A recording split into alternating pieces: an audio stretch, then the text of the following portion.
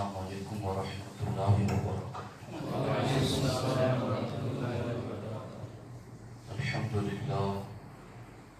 الحمد للہ الذی جعل نبینا شاہدا ومبشرا ونذیرا وداعیا الی اللہ بإذنہ وسراجا منیرا، والصلاة والسلام علی النبی حبیبہ المصطفیٰ وعلى آلہ وأصحابہ أولی الصدق والصفاء، اما بعد فأعوذ باللہ من الشیطان الرجیم، بسم اللہ الرحمن الرحیم۔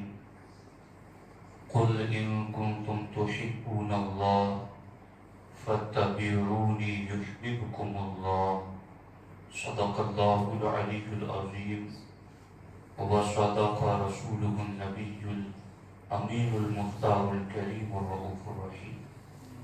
انتہائی احترام و عقیدت کے ساتھ حضور سید المرسلین، خاتم الانبیاء، شفیع المذنبین، رحمت للعالمین، خاتم المعصومین، راحت العاشقین، صلی اللہ تعالی علیہ وآلہ واصحابہ وبارک وسلم کی بارگاہ میں اپنی غلامی کا ثبوت دیں، اور جس طریقے سے میں پڑھ رہا ہوں میرے ساتھ مل کر حضور دل کے ساتھ نذران محبت پیش کریں۔ الصلاۃ والسلام علیک یا رسول اللہ،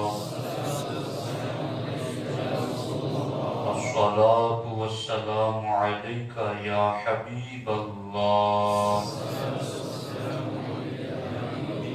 الصلاۃ والسلام علیک یا نبی اللہ، وعلی آلک واصحابک یا نور اللہ، صلی اللہ تعالی علیہ وسلم۔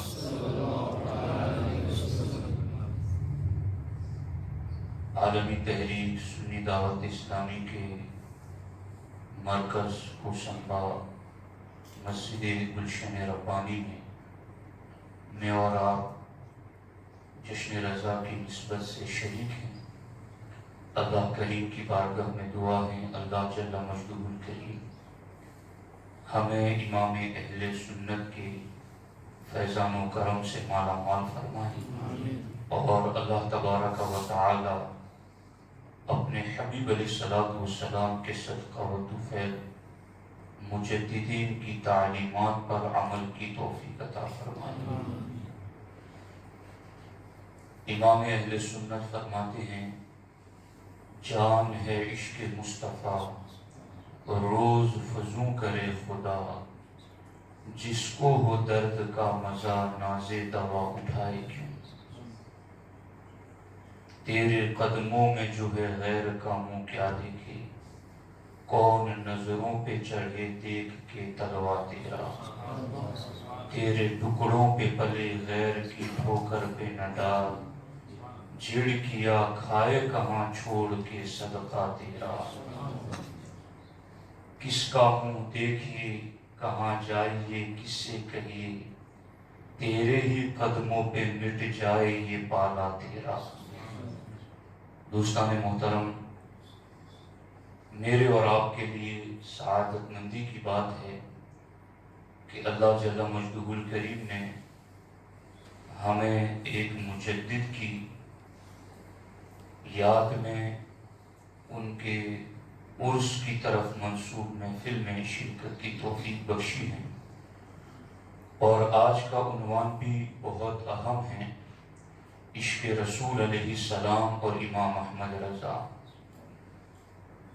مختصر محفل میں اس عنوان کے سارے گوشوں پر گفتگو ممکن نہیں ہے، لیکن میں چاہوں گا کہ اس کے کچھ ضروری گوشوں پر آپ کے سامنے کچھ باتیں عرض کر سکوں۔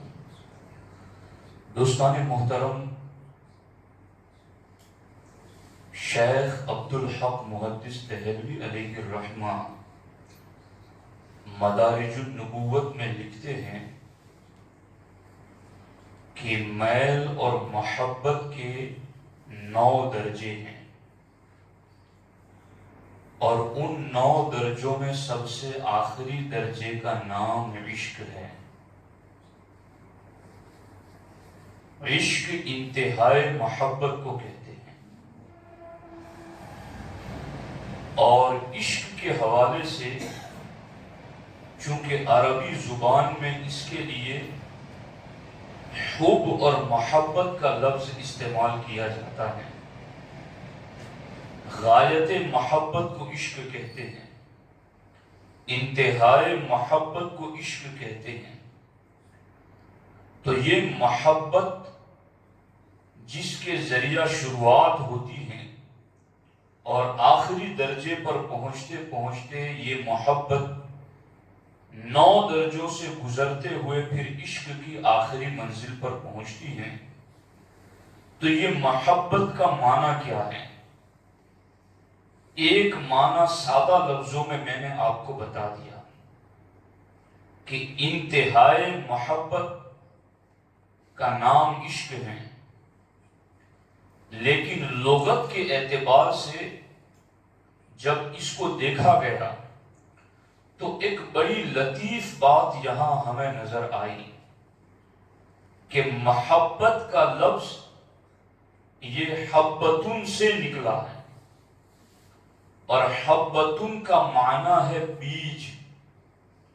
جیسے قرآن مجید کی وہ آیت آپ نے سنی ہوگی، کَمَثَلِ حَبَّةٍ أَنبَتَتْ سَبْعَ سَنَابِلَ فِي كُلِّ سُنبُلَةٍ مِئَةُ حَبَّةٍ، کہ اللہ کی راہ میں خرچ کرنے کی مثال ایسے ہیں کَمَثَلِ حَبَّةٍ، بیج کی طرح، کہ اس بیج کو زمین میں ڈالا گیا، اس سے ایک پودا نکلا، اور اس پودے پر 7 بالیاں لگی، اور ہر بالی میں 100 دانے، 100 حبہ، 100 دانے۔ تو بیج کو حبتن کہتے ہیں، اور اسی بیج سے جو لفظ نکلا ہے اس کو محبت کہتے ہیں۔ تو پھر اس بیج کا معنی محبت میں کیسے آتا ہے؟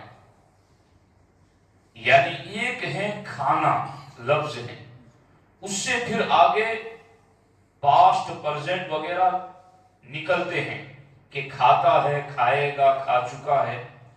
تو حبتن کا معنی ہے بیج، اور اس بیج سے محبت کا لفظ نکلا ہے۔ تو جس سے لفظ نکلے گا وہی معنی باقیوں میں بھی ہوگا۔ تو جب حبتن کا معنی بیج ہے تو محبت کا معنی کیا ہے؟ تو لغت اور ڈکشنری کے ماہرین کہتے ہیں کہ محبت حبتن سے نکلا ہے، اور اس جہت سے محبت کا معنی یہ ہوگا کہ حبتن بیج کو کہتے ہیں، اسی طرح محبت بھی بیج کو کہتے ہیں۔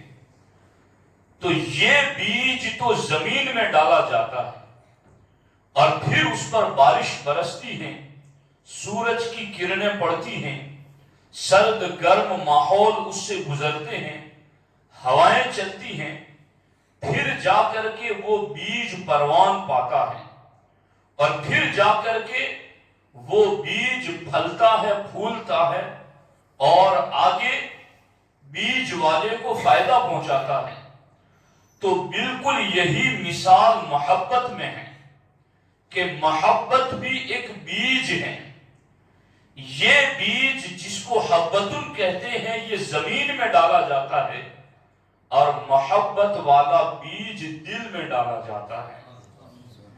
حبتن والا بیج زمین پر ڈالتے ہیں تو اس بیج کو زمین میں دبانے کے بعد اس پر سورج کی دھوپ بھی پڑتی ہیں، گرم ہوائیں بھی چلتی ہیں، ٹھنڈی ہوائیں بھی چلتی ہیں، وہ بیج مٹی کا بوجھ بھی برداشت کرتا ہے۔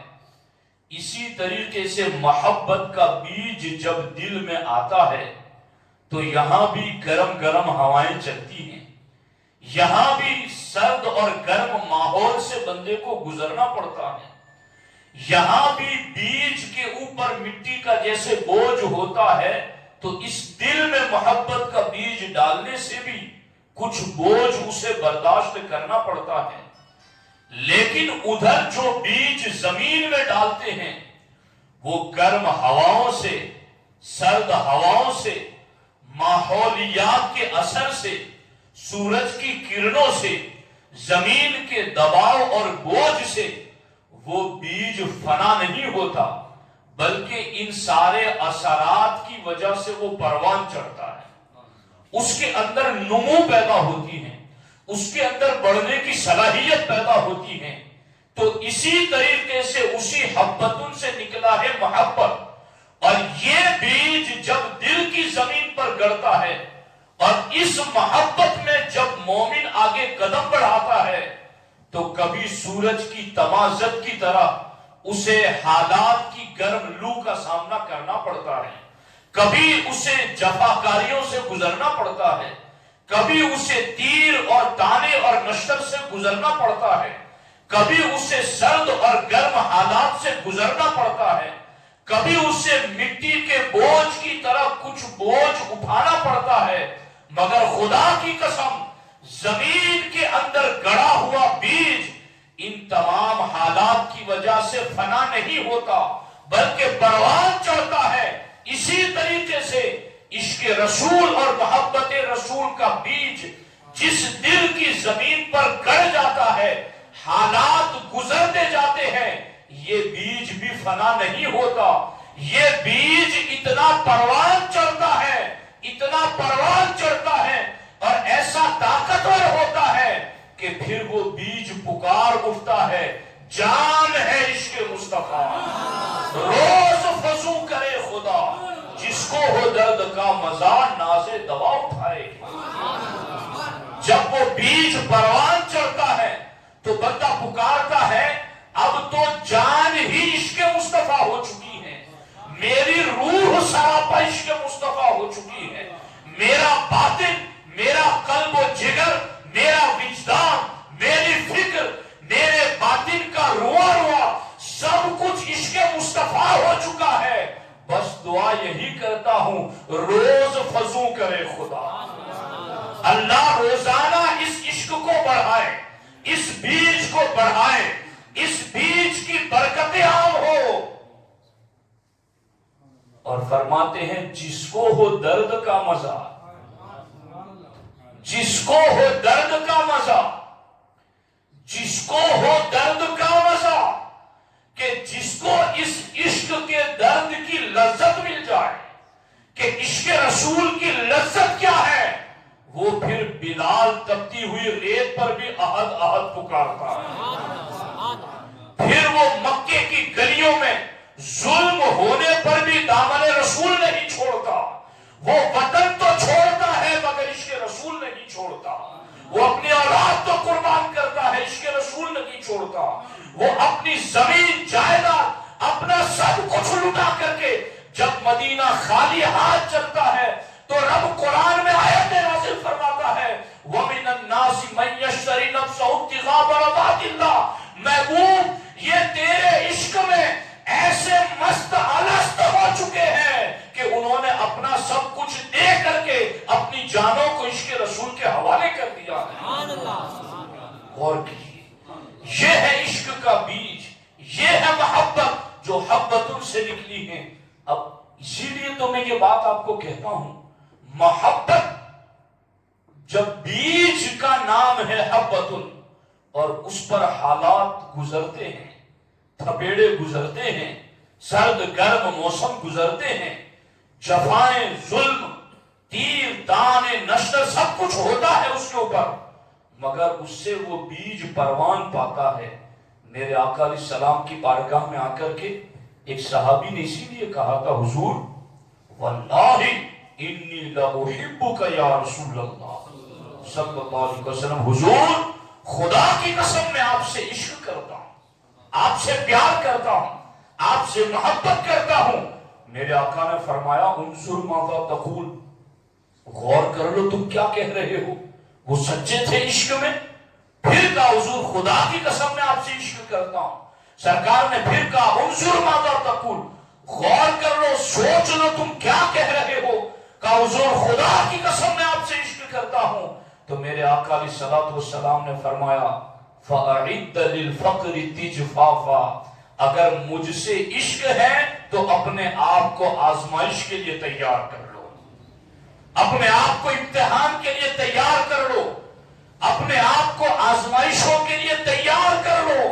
سرکار فرماتے اس لیے کہ مجھ سے عشق کرنے والے کی طرف آزمائشیں اتنی تیزی سے آتی ہیں جتنا برستا ہوا پانی ڈھلان کی طرف جاتا ہے.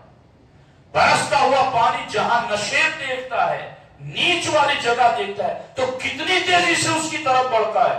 سرکار فرماتے ہیں مجھ سے عشق کرنے والے کی طرف آزمائشیں اتنی ہی تیزی سے بڑھتی ہیں. تو اے عشق رسول والے اہل سنت و جماعت، عشق رسول میں قدم آپ نے رکھا ہے تو گرمی کی تمازت ضرور محسوس کرنی پڑے گی، سرد گرم حالات آپ کو ضرور برداشت کرنے پڑیں گے، اور حالات سے آپ کو نپٹنا ہوگا، کیونکہ بیج آپ نے بہت قیمتی ڈالا ہے. اب غور کرنا یہاں پر، صحابی رسول نے ان تمام باتوں کے باوجود کا حضور میں ہر آزمائش برداشت کروں گا مگر مجھے آپ سے سچی محبت ہے. امام احمد رضا محدث بریلوی علیہ الرحمہ، انہوں نے کیسی محبت کی تھی. محبت کا ایک معنی حضرت سیدنا شیخ ابو بکر شبلی رضی اللہ تعالیٰ عنہ نے بیان کیا. فرماتے ہیں سمیت المحبہ لأنها تمحو من القلب ما سوى المحبوب. محبت کو محبت کہتے ہی اس وجہ سے، یعنی انہوں نے محبت کو محو سے مشتق مانا. محو مانے مٹانا، محو مانے مٹانا. جیسے بلیک بورڈ پر کچھ لکھا اور آپ نے محو کر دیا، یعنی مٹا دیا اس کو. تو شیخ ابو بکر شبلی کہتے ہیں محبت یہ محو سے بنا ہے. کہا پھر اگر محو سے محبت کو مانیں گے تو کیا ترجمہ ہوگا؟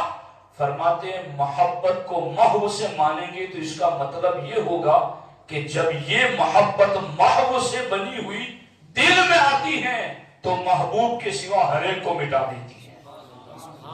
محبوب کے سوا پھر اس کے دل میں کوئی نہیں بستا. اس کا پھر معاملہ یہ ہوتا ہے کہ وہ سوتا بھی ہے تو یوں کہتا ہے میں سو جاؤں یا مصطفیٰ کہتے کہتے، کھلے آنکھ صلی اللہ کہتے کہتے. امام اہل سنت کو اس اینگل سے دیکھیں تو اعلیٰ حضرت فرماتے بحمد اللہ تعالی، یعنی شیخ ابو بکر شبلی نے یہ کہا محبت اسے کہتے ہیں کہ محبوب کے سوا دل میں کوئی نہ ہو، محبوب کے سوا ہر ایک محو ہو جائے دل سے. امام احمد رضا کی محبت رسول کو اس ترجمے کے اعتبار سے دیکھیں تو امام اہل سنت فرماتے بحمد اللہ تعالی، فقیر کے دل کے دو ٹکڑے کیے جائیں تو ایک پر لا الہ الا اللہ لکھا ہوگا تو دوسرے پر محمد رسول اللہ لکھا ہوگا. دل ہے وہ دل جو تیری یاد سے معمور رہا، سر ہے وہ سر جو تیرے قدموں پہ قربان گیا. یہ ہے دل میں محبت بس جائے. اسی لیے جب حضرت منصور حلاج کو جیل میں بند کیا گیا تو شیخ ابو بکر شبلی 18 دن کے بعد ان کی خبر گیری کے لیے جیل گئے. منصور محبت کسے کہتے ہیں؟ کہ کل آنا میں اس کا جواب دوں گا. دوسرے دن بلایا، جب گئے منصور حلاج کو جیل میں بند دیکھ کر پوچھا منصور محبت کسے کہتے ہیں؟ تو اس وقت منصور کو جیل سے تختہ دار پر لے جایا جا رہا تھا سولی پر لٹکانے کے لیے. تو منصور حلاج نے کہا محبت کا مطلب پوچھنے آئے ہو؟ محبت کا مطلب ہے محبوب کی یاد میں جلتے رہنا، یہ محبت کی ابتدا ہے، اور محبوب کی یاد میں اپنے آپ کو مٹا دینا، یہ محبت کی انتہا ہے۔ چلتے رہنا محبوب کی یاد میں، تڑپتے رہنا محبوب کی یاد میں، یہ محبت کی ابتدا ہے، اور اسی محبت میں اپنی جان وار دینا یہ محبت کی انتہا ہے۔ یہ ہے محبت اور عشق رسول علیہ السلام۔ امام اہل سنت کا عشق رسول علیہ السلام کس درجے کا تھا؟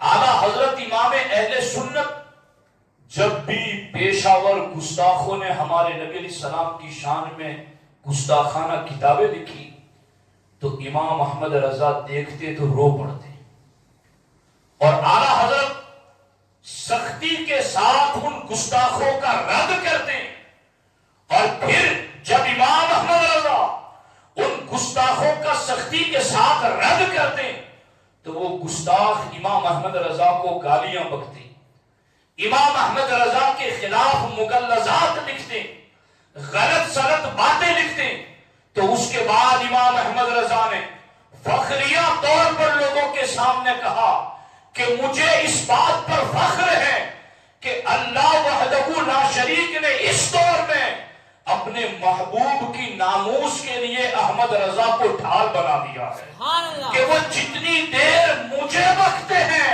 کم از کم اتنی دیر میرے محبوب کے خلاف گستاخی تو نہیں کرتے۔ یہ برتنے کے بعد پھر کہتے ہیں جان ہے عشق مصطفیٰ۔ یہ ہے امام اہل سنت، یہ ہے امام احمد رضا محدث بریلوی علیہ الرحمہ۔ آپ کے عشق کا معاملہ یہ تھا، یاد رکھنا عشق بہت غیرت مند ہوتا ہے۔ جہاں عشق ہوتا ہے، جہاں محبت ہوتی ہے، وہاں غیرت بھی ہوتی ہے۔ امام اہل سنت امام احمد رضا محدث بریلوی علیہ الرحمہ نے اسی عشق رسالت کی غیرت کی وجہ سے کبھی کسی دنیاوی تاجدار کی دہلیز پر ہاتھ نہیں پھیلایا، کوئی کتنے سے بڑا ہی بڑا کیوں نہ ہو۔ امام احمد رضا نے کبھی کسی سے کوئی سروکار نہیں رکھا، بلکہ جب انہیں کچھ کہنا ہوا تو محبوب کی بارگاہ کی طرف متوجہ ہو کر یہی کہتے، تیرے ٹکڑوں پہ پلے غیر کی ٹھوکر پہ نہ ڈال، چھڑکیاں کھائے کہاں چھوڑ کے صدقہ تیرا، تیرے قدموں میں جو ہے وہ غیر کا منہ کیوں دیکھے، کون نظروں پہ چڑھے دیکھ کے تلوا تیرا۔ یہ آپ کی عشق کی غیرت تھی کہ محبوب آپ کا تلوا دیکھ لیا تو کسی کا چہرہ میں کیوں دیکھوں، تیرے ٹکڑے مل گئے تو میں کسی کے در پہ کیوں جاؤں۔ اور آپ کا عشق اتنا والہانہ تھا، آپ نے کہا کہ شعر و سخن میری طبیعت کا مذاق نہیں ہے، شعر و سخن میرا کوئی مذاق طبع نہیں ہے، ہاں جب میرے محبوب کی یاد تڑپاتی ہیں تو کاغذ و قلم کے ذریعہ لکھتا ہوں اور اپنے دل بے قرار کو قرار دیتا ہوں۔ یہ لفظ امام احمد رضا کے جو اشعار میں ہے، یہ ان کی حقیقت کی جلوہ نمائی ہے، یہ ان کی صداقت کی جلوہ نمائی ہے کہ ان کا جو حال تھا وہی انہوں نے اشعار میں لکھا ہے۔ امام احمد رضا کو کسی نے کہا کہ نواب نان پارا بہت نوازتا ہے، لوگ اس کی شان میں قصیدے لکھتے ہیں، آپ قادر الکلام شاعر ہیں، اس کے لیے کچھ اشعار لکھ دیں تو وہ بہت نوازے گا۔ امام احمد رضا ایک غیرت مند عاشق رسول تھے، فوراً پکار اٹھے، کروں مدح اہل دول رضا، پڑے اس بلا میں میری بلا، میں گدا ہوں مگر دنیا داروں کے در کا نہیں، میں گدا ہوں اپنے کریم کا، میرا دین پارے نام نہیں۔ عشق جہاں ہوتا ہے وہاں یہ غیرت آتی ہے۔ عشق کے ہم بھی دعوے دار ہیں، اس غیرت کو سمجھیے، اس غیرت میں کمال پیدا کیجیے کہ جب یہ عشق آتا ہے تو پھر نہ کسی دنیا دار کے در پر جھولی پھیلائی جاتی ہیں، نہ کسی دنیا دار سے کوئی طمع اور لالچ رکھی جاتی ہیں، بلکہ عاشق تو ایسا فنا ہوتا ہے وہ سوتے جاگتے اپنی زندگی کی ہر تمنا اپنے محبوب ہی کی بارگاہ سے طلب کرتا ہے۔ دوستان محترم، امام احمد رضا محدث بریلوی علیہ الرحمہ آپ کی عشق کے حوالے سے رئیس التحریر علامہ ارشد القادری علیہ الرحمہ لکھتے ہیں کہ علم کی شان جلالت اور عشق کی دریوزہ گری دونوں کا سنگم اگر دیکھنا ہے تو بیک وقت فتاوی رضویہ شریف اور ہدایت بخشش کا مطالعہ کرو۔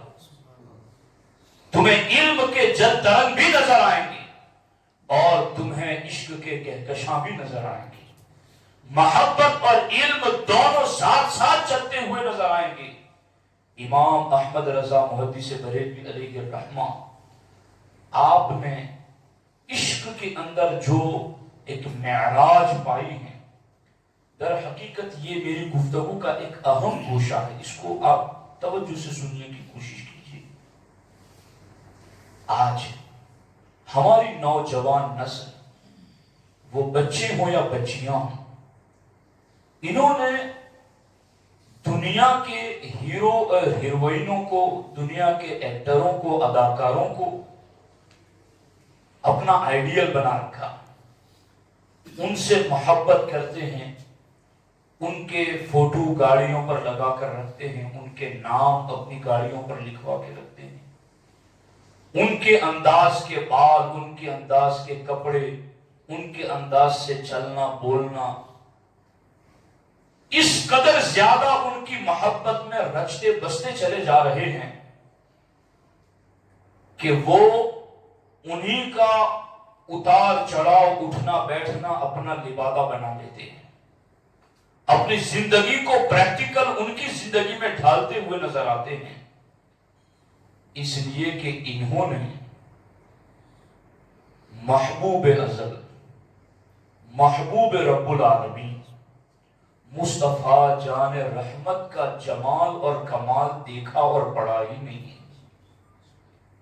انہیں بتایا جائے کہ رخ مصطفیٰ کی شان کیا ہے، انہیں بتایا جائے کہ زلف مصطفیٰ کی شان کیا ہے، انہیں بتایا جائے کہ نگاہ مصطفیٰ کا کمال کیا ہے، انہیں بتایا جائے کہ زبان مصطفیٰ کے کمالات اور عجائبات کیا ہیں، انہیں بتایا جائے کہ محبوب کی انگلیوں کے کمال کیا ہے، انہیں یہ بتایا جائے کہ محبوب کے دستے کرم کی شان کیا ہے، انہیں یہ بتایا جائے کہ محبوب کے چلنے کا انداز کیا ہے، انہیں یہ بتایا جائے کہ محبوب کا لباس کیسا تھا، محبوب علیہ السلام کی سادگی کیسی تھی، محبوب علیہ السلام کا لوگوں سے ملنے کا انداز کیسا تھا، محبوب علیہ السلام کی غذا کیا ہوتی تھی، محبوب علیہ السلام مہمانوں کا احترام کیسے کرتے، الوداع کرتے تو کیسے کرتے، محبوب علیہ السلام کی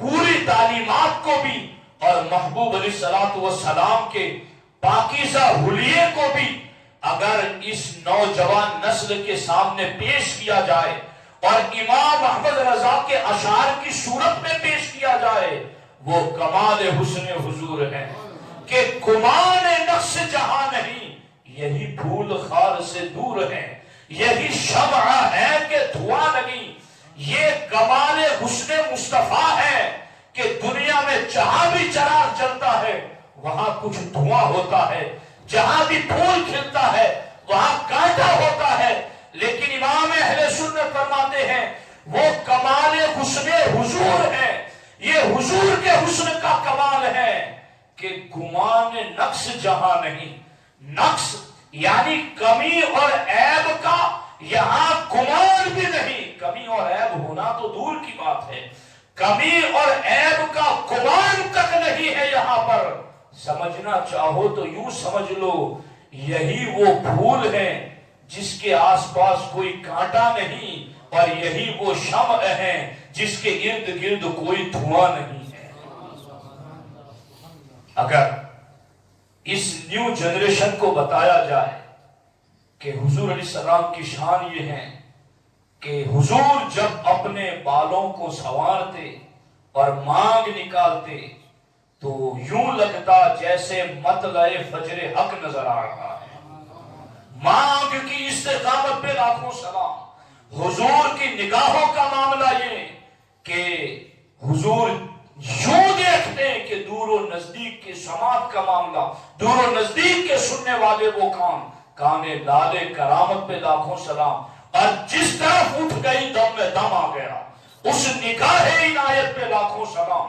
حضور کا سراپا قرآن کی آیات کی روشنی میں پیش کیا جائے، حضور کے چہرے کے بارے میں والضحیٰ پڑھ کر کے اس کی تفسیر بیان کی جائے، حضور کی زلفوں کے بارے میں واللیل پڑھ کر کے اس کی تفسیر بیان کی جائے، حضور کے سینے کے بارے میں الم نشرح لک صدرک پڑھ کر کے اس کی تفسیر بتائی جائے، حضور کی نگاہوں کے بارے میں ما زاغ البصر وما طغی پڑھ کر کے اس کی تفسیر بیان کی جائے، حضور کے سفر معراج کو سبحان الذی اسری پڑھ کر کے سفر معراج کو بیان کیا جائے، اور حضور علیہ السلام کے دیدار الہی کو بیان کیا جائے، حضور کے کمال اختیارات کو بیان کیا جائے، حضور کی نگاہوں کے کمالات کو کہ حضور نے زمین پر رہتے ہوئے جنت کو کیسے دیکھا، زمین پر رہتے ہوئے اپنا ہاتھ بڑھا کر جنت کے پھلوں کے گچھے کو کیسے چھو لیا، حضور کے کمالات کو بیان کیا جائے کہ یہ میرے نبی کا کمال ہے کہ بے لقائے یار ان کو چین آ جاتا اگر بار بار یوں نہ آتے جبریل سدرہ چھوڑ کر. اگر میرے آقا کے ان سارے کمالات کو اگر حکمتوں کے ساتھ بیان کیا جائے تو میں سمجھتا ہوں آج کی نیو جنریشن بھی حضور کے ان کمالات کو سنے گی تو پھر پیار کرے گی تو محمد عربی سے کرے گی، عشق کرے گی تو حضور علیہ السلام سے کرے گی. اور یہ عشق دنیا کا عشق ایسا ہے کہ کوئی کود کے سمندر میں جان دیتا ہے، کوئی جل جاتا ہے، کوئی لٹک جاتا ہے، کوئی یوں تو کوئی یوں، مگر یہ میرے آقا کے عشق کا معاملہ ہے کہ میرے آقا علیہ السلام فرماتے ہیں، میرے آقا کے عشق کا معاملہ ہے کہ اس عشق کے بارے میں امام اہل سنت فرماتے ہیں وہ دنیا کے فانی عشق ہے جہاں بندہ قدم رکھتا ہے بہک جاتا ہے، پھسل جاتا ہے، جان گوا بیٹھتا ہے، لیکن میرے آقا تیرے عشق کے صدقے امام اہل سنت فرماتے ہیں اے عشق تیرے صدقے جلنے سے چھوٹے سستے، اے عشق تیرے صدقے، اے عشق مصطفیٰ اے عشق تیرے صدقے جلنے سے چھوٹے سستے.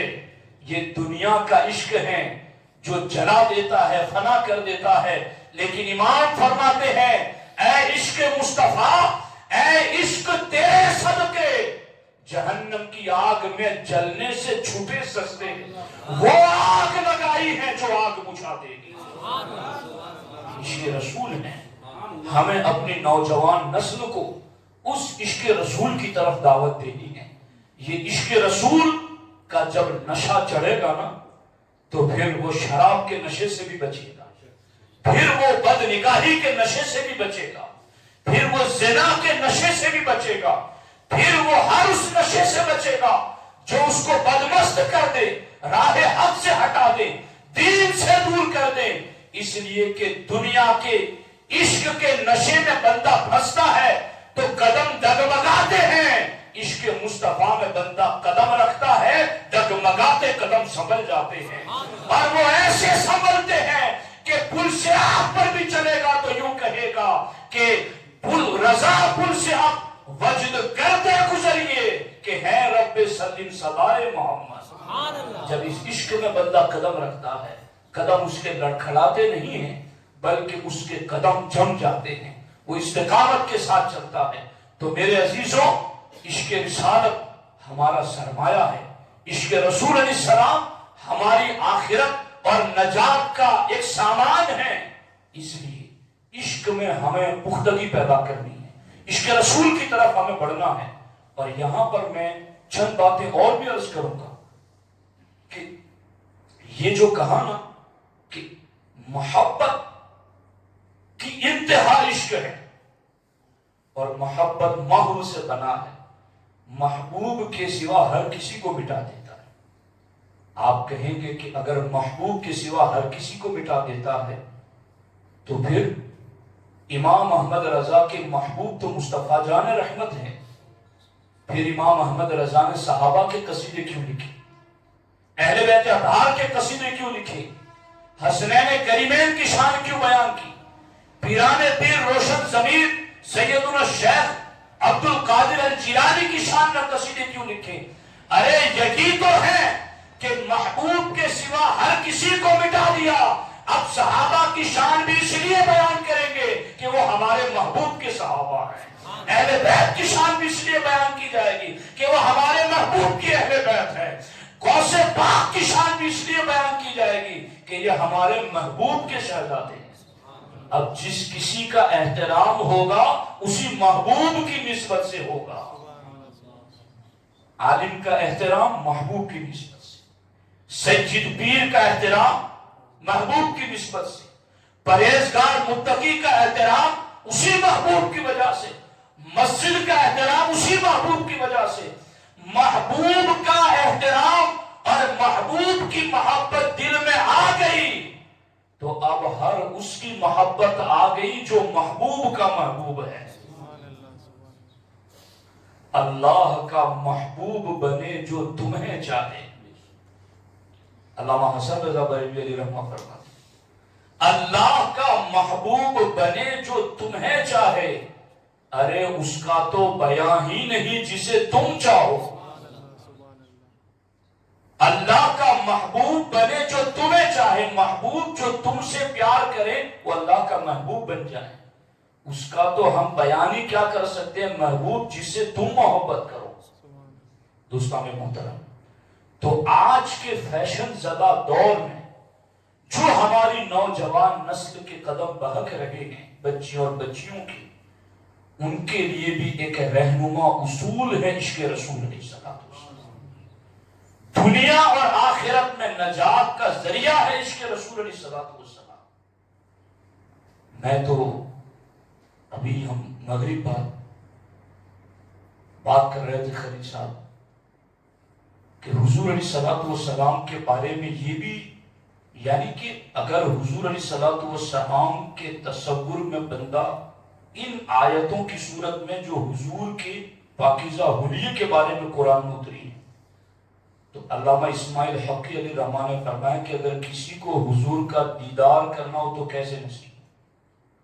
انہوں نے کہا قرآن میں جتنی آیتیں حضور کی نگاہوں، زبان، حضور کے منہ مبارکہ، حضور کے ہاتھ، حضور کے سفر، ان ساری آیتوں کو بندہ پڑھتا رہے، اس میں غور و فکر کرتا رہے، اس کی تفسیر کو پڑھتا رہے، تو جن کی ذات پر دلالت کرنے والی آیتوں کو بندہ پڑھے گا وہ ذات کبھی خود اپنا جلوہ بھی انہیں دکھا دے۔ سبحان اللہ۔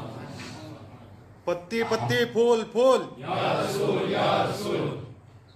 اس کے نیچے ایک درجہ ہمارے بزرگان دین نے تصور شیخ کا بھی بیان کیا ہے کہ اگر کسی کا یوں تصور نہیں جمتا تو وہ اپنے کامل پیر جو واقعی میں پیر ہیں اس پیر کے تصور میں ڈوبا رہے۔ تصور شیخ، اس پر بھی امام اہل سنت کا ایک رسالہ ہے۔ تصور شیخ میں اگر بندہ ڈوبا رہتا ہے تو اس کے لیے بھی بارگاہ رسالت کی راہیں کھل جاتی ہیں۔ تو یہ ہے علاج اس دور کا کہ نوجوان نسل کو عشق رسول کے نشے سے مست الست کر دیا جائے۔ اور میں تو اس کو محسوس کرتا ہوں کہ جب اعلیٰ حضرت کا کلام ہم سنتے ہیں تو خدا کی قسم ایک کیفیت طاری ہو جاتی ہے۔ دوران سفر اعلیٰ حضرت کا کلام سنتے ہیں تو چونکہ اعلیٰ حضرت نے فرمایا کہ میرا مذاق طبع نہیں ہے شعر و سخن، لیکن لکھتا کب تھا؟ جب حضور کی یاد تڑپاتی تھی تو وہی جذبات جو حضور کی محبت میں مچلتے تھے وہی الفاظ کی شکل اختیار کر لیتے تھے. اب وہ الفاظ میں اور آپ پڑھیں گے تو کچھ نہ کچھ چیزیں ہم پر بھی برس جائیں گے. تو عشق رسول پیدا کرنے کا ایک طریقہ یہ ہے کہ اپنے بیوی بچوں کو نعت رسول سنائیے، انہیں نعت رسول کا عادی بنائیے. گاڑی میں سفر کریں تو نعت رسول بجائیں، گھر میں اگر ہیں تو وہاں بھی نعت رسول علیہ السلام بجائیں. اپنے آقا کی مدحت اور اپنے آقا کی عظمت و شان کے اشعار خود بھی پڑھتے رہیں، اپنے بیوی بچوں کو بھی اس کی تلقین کریں. اس سے عشق میں اضافہ ہوتا ہے. اور ایک بات یاد رکھیے گا، میرے امام نے کیا فرما دیا؟ اللہ اکبر، اللہ اکبر، اللہ اکبر. امام اہل سنت نے آپ کی پوری زندگی اس کا ایک آئینہ ہے کہ جو محبوب کا نہیں وہ میرا نہیں، جو محبوب کا دشمن ہے وہ میرا دشمن ہے. اس کو سمجھنا چاہو تو اس آسان مثال کے ذریعہ سمجھ لو کہ جو آپ کے بیٹے کا دشمن ہوتا ہے، کیا آپ اس کو گلے لگاتے ہیں؟ اس کو گھر دعوت دے کر کھانے کھلاتے ہیں؟ اس کو اعزاز دیتے ہیں؟ اس کی عزت تعظیم اور تقریب کرتے ہیں؟ نہیں. میرے بیٹے سے دشمنی رکھتا ہے، میرے بیٹے سے اس نے لڑائی کی تھی، میرا اس سے کیا تعلق ہے؟ تو جہاں بیٹا ہمیں محبوب ہوتا ہے وہاں اس بیٹے کا دشمن ہمارا محبوب نہیں ہوتا. تو اے سنیوں، ہمیں محبوب ہیں، ہمیں محبت ہے اللہ کے محبوب علیہ السلام سے. تو پھر جو اس محبوب کا دشمن ہے وہ ہمارا محبوب کیسے بن جائے؟ وہ ہمارے دسترخوان پہ کیسے آئے؟ ہمارا اس سے سابقہ اور لاحقہ کیا ہے؟ ہمارا اس سے تعظیم اور تکریم کا معاملہ کیا ہے؟ انہیں جانا، انہیں مانا، نہ رکھا غیر سے کام، للہ الحمد میں دنیا سے مسلمان گیا. بس اس کو اپنا وظیفہ بنا لو، اس شعر کو اپنی زندگی میں ہر وقت نگاہ کے سامنے رکھو. انہیں جانا، انہیں مانا، انہیں جانا، انہیں مانا، نہ رکھا غیر سے کام. غیر سے ہمیں کوئی کام نہیں، بس محبوب کو جانا اور محبوب ہی کو مانا. اور ایسا رہو گے اور کرو گے تو پھر یوں سمجھو کہ للہ الحمد میں دنیا سے مسلمان گیا. آج حالات یہ ہیں، بیٹے کے دشمن سے تو کوئی ہاتھ ملانے کے لیے تیار نہیں، مگر نبی کے گستاخوں سے ہم ہاتھ ملاتے ہیں، انہیں دسترخوان پر بٹھاتے ہیں، ان کی تعظیم اور تکریم کرتے ہیں. تو عشق میں غیرت کہاں ہے؟ اس عشق میں کوئی غیرت نظر آتی ہے؟ ایسے باپ کو جو بیٹے کے دشمن سے ملاقات کرے اور محبت کرے، بیٹا بھی اپنی محبت میں مخلص نہیں مانتا کہ میرے باپ کو اگر سچی محبت مجھ سے ہوتی تو میرے دشمن سے یاری نہ کرتا. تو حضور علیہ السلام کے بارے میں اللہ سب سے زیادہ غیرت والا ہے. تو حضور کا جو دشمن ہے، ہمارے محبوب علیہ السلام کا جو دشمن ہے، وہ ہمارا دوست کیسے ہو سکتا؟ بس انہیں جانا، انہیں مانا، نہ رکھا غیر سے کام. اس فارمولے کو اپنی زندگیوں میں نافذ کیجیے، چونکہ یہ امام احمد رضا کے وہ اصول ہیں جو کیفیت ان پر طاری ہوئی وہی انہوں نے لفظوں میں لکھ دی. اے نوجوانوں اور بزرگوں، عشق رسول علیہ السلام کا ایک تقاضا آگے یہ بھی ہے کہ جس سے محبت ہوتی ہے اس کی اداؤں کو اپنایا جاتا ہے، اس کے طور طریقے پر عمل کیا جاتا ہے. ہمیں اپنے محبوب علیہ السلام سے محبت ہے تو پھر ہم اپنے محبوب علیہ السلام کی پیروی کیوں نہیں کرتے؟ امام احمد رضا محدث بریلوی علیہ الرحمہ آپ کو محبوب علیہ السلام سے سچا پیار تھا تو آپ محبوب علیہ السلام کی اطاعت اتنی زیادہ کرتے کہ محبوب علیہ السلام کو ہر چیز میں داہنے سے شروع کرنا پسند تھا. تو امام احمد رضا جب عدد لکھتے ہیں 786 لکھتے ہیں تو امام احمد رضا چونکہ عدد لکھا جاتا ہے بائیں طرف سے داہنی طرف ادھر سے ادھر آتا ہے مگر محبوب نے کہا ہے کہ داہنی طرف سے شروع کرو تو اعلیٰ حضرت 786 کو بھی لکھتے تھے تو پہلے 6 لکھتے تھے پھر 8 لکھتے تھے پھر 7 لکھتے تھے. تعویذ دینے کے لیے جب لکیریں کھینچتے تھے تو بھی داہنی جانب سے بائیں طرف کھینچتے تھے. امام اہل سنت اس محبوب علیہ السلام کی اس سنت پر عمل ایسا کرتے تھے کہ مسجد میں بھی جب قدم رکھتے تھے تو پہلے داہنا قدم رکھتے تھے. حیات اعلیٰ حضرت میں سید ایوب علی علیہ الرحمہ لکھتے ہیں کہ ایک مرتبہ فجر کی جماعت کا وقت بالکل قریب ہو چکا تھا اور اعلیٰ حضرت کو پہنچنے میں تھوڑی تاخیر ہوئی. جماعت کا وقت قریب تھا. ہم باہر گیٹ پر کھڑے رہ کر حضرت کا انتظار کر رہے تھے. اتنے میں ہم نے جلدی جلدی حضرت کو آتے ہوئے دیکھا. سید ایوب علی علیہ الرحمہ فرماتے ہیں کہ میرے دل میں خیال پیدا ہوا کہ روزانہ تو امام احمد رضا آتے ہیں تو مسجد میں سیدھا قدم رکھتے ہیں, آج بہت جلدی میں ہیں, دیکھتے ہیں وہ کس طرح قدم کون سا رکھتے ہیں. مگر سید ایوب علی علیہ الرحمہ فرماتے ہیں میں نے دیکھا کہ امام احمد رضا جلدی میں آ رہے تھے مگر مسجد کے صدر گیٹ سے آگے جو سیڑھیاں تھی اس پر بھی پہلے داہنا قدم رکھا. صدر گیٹ پر قدم رکھا تو بھی داہنا رکھا. مسجد کے اندر داخل ہوئے گیٹ سے وہاں بھی سیدھا قدم پہلے رکھا. یہاں تک کہ ہر صف پہ پہلے سیدھا قدم اور مصلی پر پہنچے تو مصلی پر بھی سیدھا قدم تھا. تو محبوب کی اداؤں کو اپنایا جاتا ہے. محبوب فرماتے ہیں جعلت قرۃ عینی فی الصلاۃ کہ میری آنکھوں کی ٹھنڈک نماز میں ہے, کہ تم میری امت نماز پڑھو گی تو میری آنکھوں کو ٹھنڈک پہنچے. اب کون محب اور عاشق ایسا ہے جو اپنے محبوب کی آنکھوں کو ٹھنڈک نہ پہنچانا چاہتا ہو. میرے آقا علیہ السلام نے فرمایا تم میری آنکھوں کو ٹھنڈک پہنچانا چاہتے ہو تو پھر نماز پڑھنا میری آنکھوں کو ٹھنڈک پہنچ جائے. امام احمد رضا کا حال اس زاویے سے بھی جب ہم دیکھتے ہیں تو ہمیں یوں نظر آتا ہے کہ اعلیٰ حضرت امام اہل سنت زندگی کے آخری ایام میں جب آپ پر مرض ایسا سخت طاری ہو چکا تھا کہ آپ خود چل کے مسجد تک نہیں جا سکتے تھے, ایسے عالم میں بھی امام احمد رضا مسجد پہنچتے تھے. کیسے؟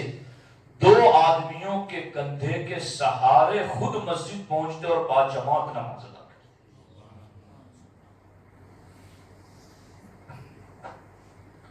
اعلیٰ حضرت فرماتے ہیں کہ مجھ پر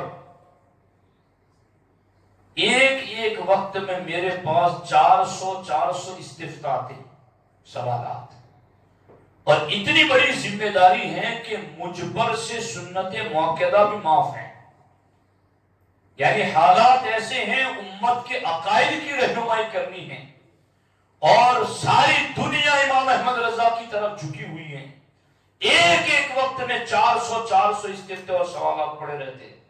اعلیٰ حضرت فرماتے ہیں اتنے زیادہ سوالات آتے ہیں اور اتنے اہم ہے اس کے جواب دینا کہ شریعت نے مجھ سے سنت موقدہ کی ادائیگی بھی معاف رکھی ہے مگر میں نے کبھی سنت غیر موقدہ بھی ترک نہیں کی ہے. یہ ہے محبوب سے سچی محبت کرنا. تو دوستان محترم, دنیا کے اور محبوب دنیا داروں کے ہیں, ان کی زندگیوں میں پتہ نہیں لوگ کیا تلاش کرتے ہیں. بے حیائی کے سوا اور کیا ملتا ہے, فحاشی عریانیت کے سوا وہاں کیا ملتا ہے. مگر ہمارے محبوب علیہ السلام کو اللہ نے وہ شان عطا کی ہے کہ بندہ جس جس ڈپارٹمنٹ سے جڑا ہوا ہے ہر ایک کے لیے ہمارے محبوب کی زندگی کو اللہ نے کامل نمونہ عمل بنایا ہے۔ کسان چاہتا ہے کہ حضور کی سیرت میں میرے لیے کیا نمونہ عمل ہے، اسے بھی ملے گا۔ دکان پر بیٹھنے والے، تجارت کرنے والے، بزنس میں، ان کے لیے بھی حضور کی سیرت میں کامل نمونہ عمل ہے۔ تو محبوب کی اطاعت اور اتباع کا نام ہے عشق رسول علیہ السلام۔ اس اطاعت کی طرف قدم بڑھائیے، اس اطاعت کی طرف آگے آئیے۔ اور ایک آخری بات عرض کر کے میں گفتگو کو ختم کرتا ہوں، غور سے سنیے اس بات۔ محبوب علیہ السلام، میں ابھی ہم لوگ بات کر رہے تھے، وہی بات میں آپ کو عرض کرتا ہوں۔ حضرت جنید بغدادی رضی اللہ تعالیٰ عنہ، ان کے مرید ان کے ساتھ تھے، انہوں نے کہا مجھے بہلول دانا سے ملاقات کرنی ہے۔ تو مریدوں نے کہا کہ حضرت اس مجذوب دیوانے سے آپ ملاقات کر کے آپ کو کیا حاصل ہو؟ وہ مجذوبانہ شکل و صورت میں رہتے تھے، لوگ ان کو پاگل دیوانہ سمجھتے تھے۔ مریدوں نے کہا کہ حضور آپ ان سے ملیں گے تو آپ کو کیا کام ہے، آپ اتنے بڑے عالم ہیں، اتنے بڑے محدث فقیہ ہیں، مریدین آپ کے ہیں، بہلول سے آپ کو کیا کام؟ کہا نہیں، مجھے ملاقات کرنی ہے، پتہ لگاؤ وہ کہاں ہے۔ تو پتہ لگایا تو کسی ویرانے میں حضرت بہلول دانا مل گئے۔ جا کر کے وہاں حضرت بہلول دانا رحمۃ اللہ تعالیٰ علیہ کو سلام کیا، انہوں نے جواب دیا۔ اس کے بعد کہا حضور میں جنید ہوں، آپ سے ملنے آیا ہوں۔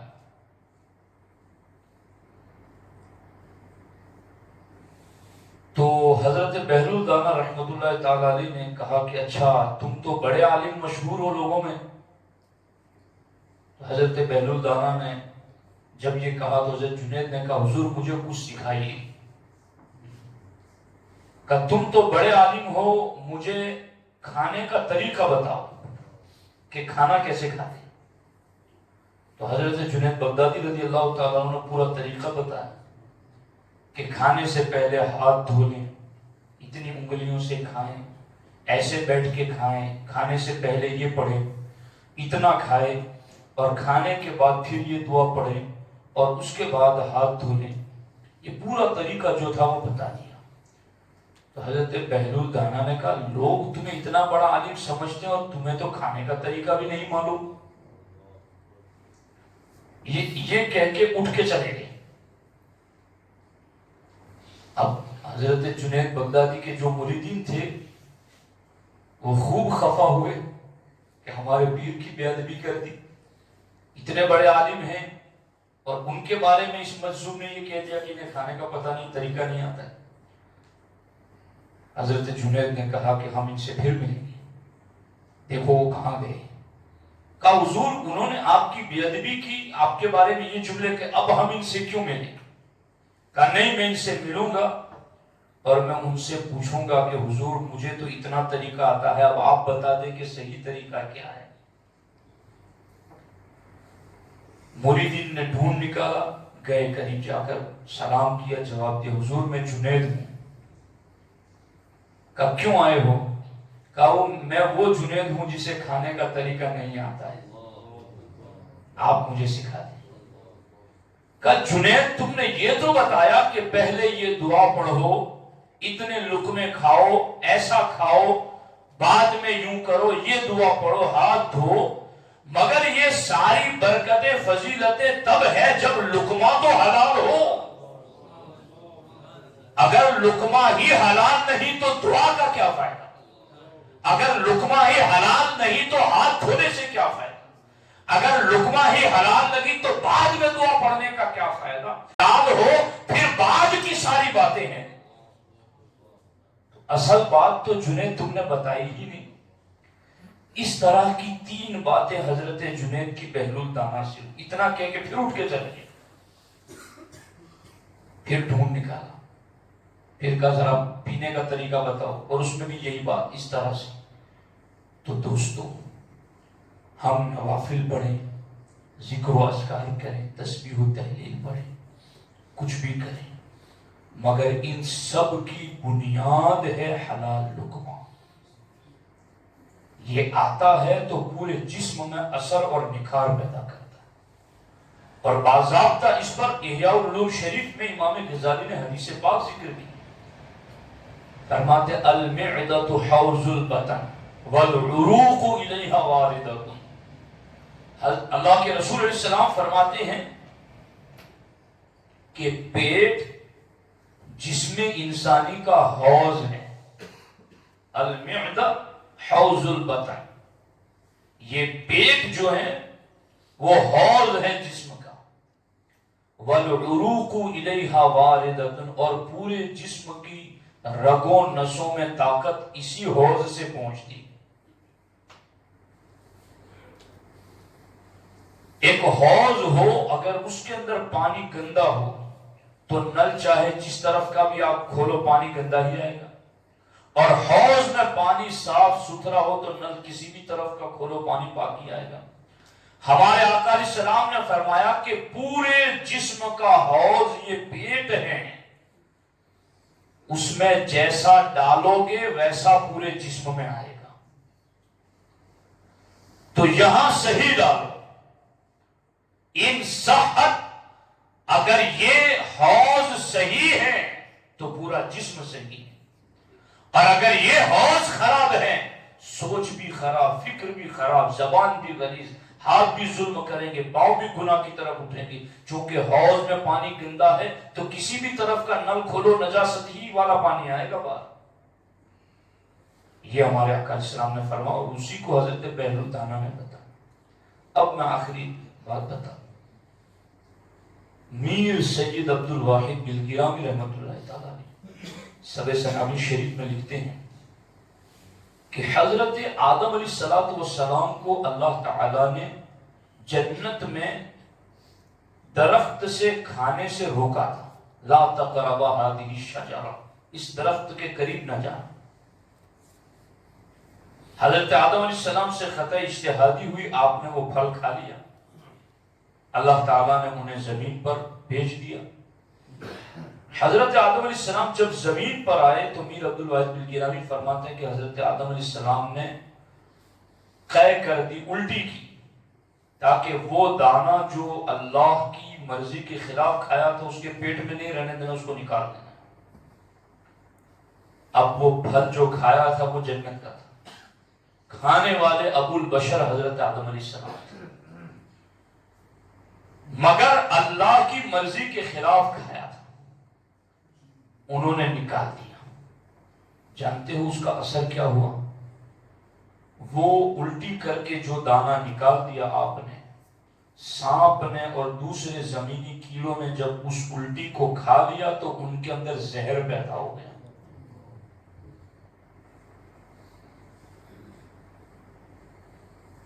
اور جس مٹی جس گھاس پر گرا وہ گھاس میں بھی زہر پیدا ہو گیا.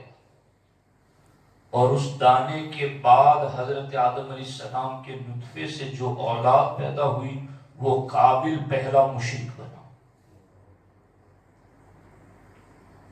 تو وہ تو معصوم نبی ہے.